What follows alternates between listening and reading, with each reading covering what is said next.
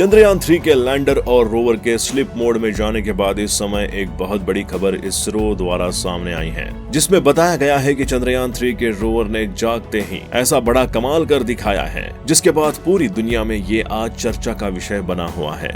आज के इस वीडियो में हम आपको चंद्रयान 3 के रोवर के जागने के बाद उसे क्या क्या यहाँ पर हासिल हुआ है, इसके बारे में पूरी जानकारी प्रदान करने वाले हैं। इसके लिए आप हमारे वीडियो को अंत तक जरूर देखें। साथ ही अभी तक चैनल को आपने सब्सक्राइब नहीं किया है तो सब्सक्राइब जरूर कर लें। हाल ही में इसरो के प्रमुख सोमनाथ ने एक वीडियो जारी करते हुए बड़ी अपडेट के बारे में बताया है। उन्होंने बताया है कि चंद्रयान 3 के रोवर को एक बार फिर से स्लिप मोड से बाहर निकाल लिया गया है और उसे चांद की सतह पर एक्टिव कर दिया गया है। इस तरह से बता दे कि एक बार फिर से रोवर को चांद की सतह पर एक्टिव करके दोबारा चहल कदमी करने के लिए तैयार कर दिया गया है। इस समय रोवर की चांद पर मूवमेंट फिर से शुरू हो चुकी है और इस चीज को लेकर इसरो की तरफ से अपडेट भी सामने आई है। 14 दिनों का सफलतापूर्वक समय बीत जाने के बाद चांद पर एक बार फिर से दिन की रोशनी पहुंच चुकी है और यहाँ पर सूरज की पहली किरण आ चुकी है। आपको बता दें, चांद पर 14 दिन का रात और 14 दिन के लिए सूर्य निकलता है। इस तरह से जिस तरह धरती पर 24 घंटे के दिन रात होता है,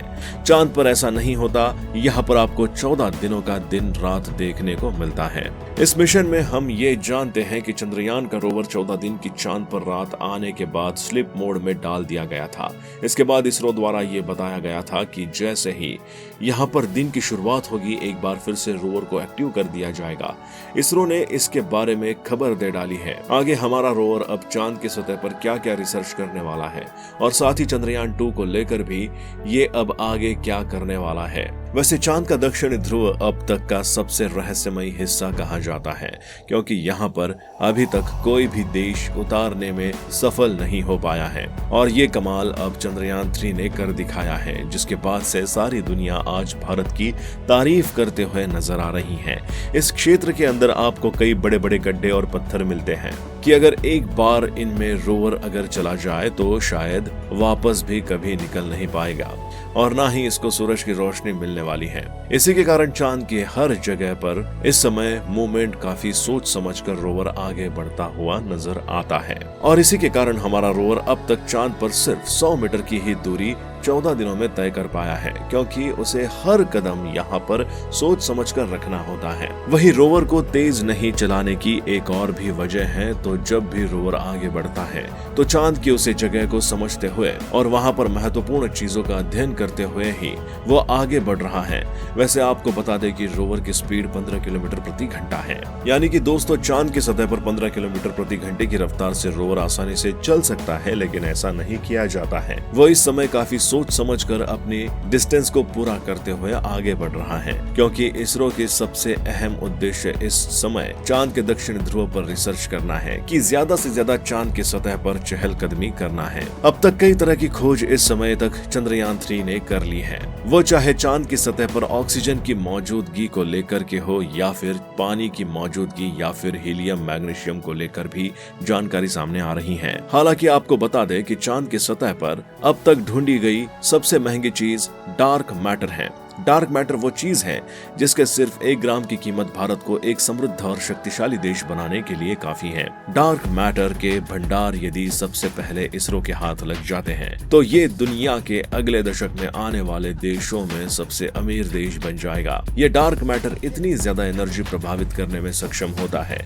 आने वाले 100 साल तक पूरी दुनिया की ऊर्जा की खपत को अकेला पूरा कर सकता है और यही वजह है कि भारत की इस रिसर्च के बाद दुनिया भर के तमाम देश चांद की सतह पर अपने मिशन को लेकर तैयारी कर चुके हैं। इसी को देखते हुए इसरो ने ये निर्णय लिया था कि जब चंद्रमा पर रात होगी उसे समय रोवर और लैंडर को स्लिप मोड में डाल दिया जाएगा, क्योंकि उसे समय वहां पर सूर्य की किरण उस तक नहीं पहुंच पाएगी और यदि 14 दिनों तक ऐसे ही एक्टिव रहता है तो उसकी बैटरी लो हो जाएगी और वो आने वाले दिनों में काम नहीं कर पाएगा।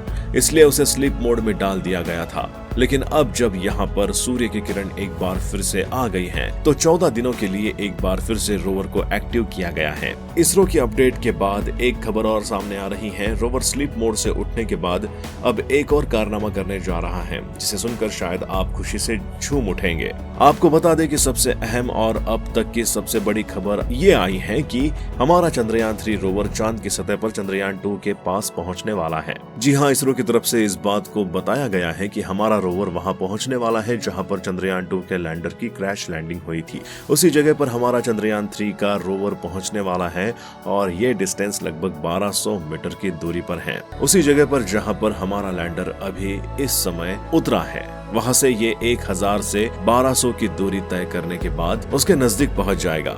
इस तरह से लगभग 1 से 1.5 किलोमीटर की दूरी का अंदाजा लगाया जा सकता है जहां पर उसे चंद्रयान 2 का रोवर नजर आ जाएगा।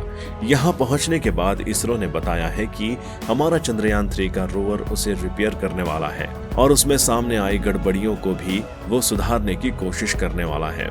इसके पीछे की वजह को बताया जा रहा है। इसरो द्वारा कहा गया है कि रोवर 3 के अंदर जो AI तकनीक इस्तेमाल की गई है वो इतनी अद्भुत है कि रोवर की किसी तरह की अन्य गड़बड़ी आई है तो उसकी अहम वजह को सामने लाकर रखने वाला है। चंद्रयान 2 में जो उस समय गड़बड़ी सामने आई थी वो ये थी कि उसे लैंड करते समय चंद्रयान 2 के रोवर का एक पैर टूट गया था, जिसकी वजह से इसकी लैंडिंग क्रैश लैंडिंग में बदल गई थी और इसी वजह से चांद की सतह पर से वो बाहर नहीं आ सका था।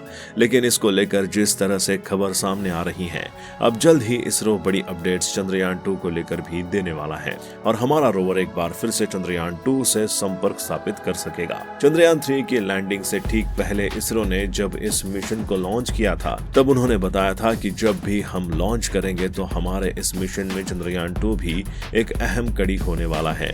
आप इसरो की तरफ से ये खबर आ रही है कि अगले कुछ ही समय में चंद्रयान 2 और उसके पास पहुंचने वाला है और इस मिशन के तहत हुआ चंद्रयान 2 को भी रिपेयर करने की तैयारी में लग जाएगा। यदि ऐसा हो जाता है तो ये एक सबसे बड़ा अचीवमेंट भारत के लिए होने वाला है, क्योंकि इसरो ने जिस तरह से अब तक तैयारी की है उसमें से ये सबसे बड़ा मिशन साबित होगा। वहीं ये रोवर यदि डार्क मैटर को भी तलाश कर लेता है और इसके बारे में और अधिक रिसर्च करने में कामयाब होता है तो हमारे देश के लिए ये भी बड़ी उपलब्धि साबित होने वाली है, क्योंकि अब तक इस तरह की उपलब्धि किसी अन्य देश को नहीं मिली है। ऐसे में इसरो भी यही चाहता है कि इस तरह की खोज को कैसे भी करके सफल बनाया जाए। दोस्तों, आपके इस पूरे मामले में क्या विचार हैं हमें कमेंट करके जरूर बताएं और आने वाले वीडियो के लिए हमारे चैनल को सब्सक्राइब करना ना भूलें ताकि आपको अन्य वीडियो की जानकारी मिल सके।